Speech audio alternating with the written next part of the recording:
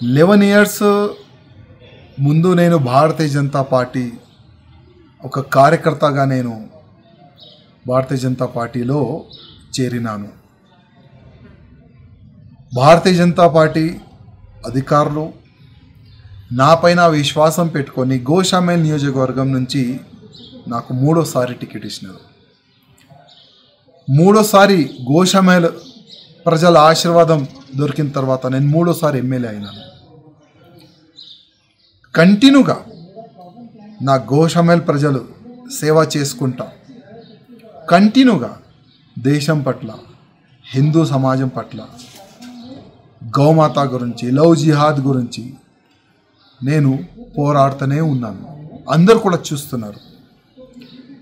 కానీ ఇవాళ lakhs of Bharatiya Janata party కార్యకర్తల గొంతుకి ఆ గొంతుని నేను ఢిల్లీ వరకు తీసుకొని వెళ్ళాలనుకున్నాను. కానీ నేను అక్కడ ఫెయిల్ అయిన అనుకున్నాను.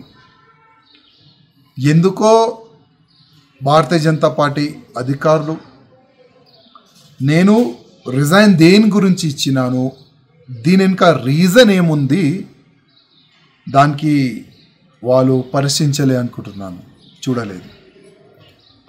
ఇవాళ మా రాష్ట్రీయ అధ్యక్ష వారు నా రిజైన్ని వాళ్ళు యాక్సెప్ట్ చేసినారు. నాకు ఒక మీడియా మిత్రులు నాకు వాట్సాప్ పరంగా నాకు పంపించినారు. అది నాకు దొరికింది.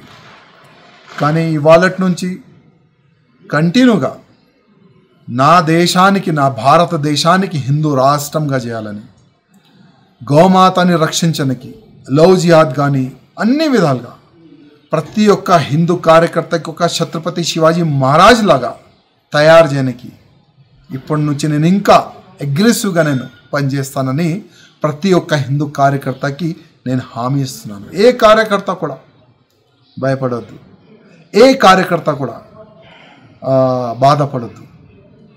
ఒక్కప్పుడు మనం ఏం లేకపోతే కూడా దేశ ద్రోహులతోని ఫైట్ చేసినాం.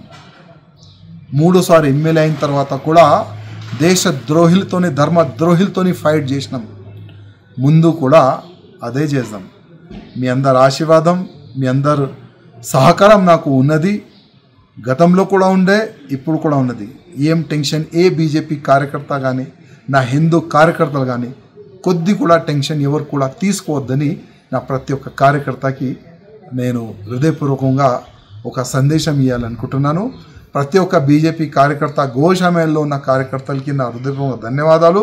మూడోసారి నాకు ఆశీర్వాదం ఇచ్చినందుకు. జై శ్రీరామ్.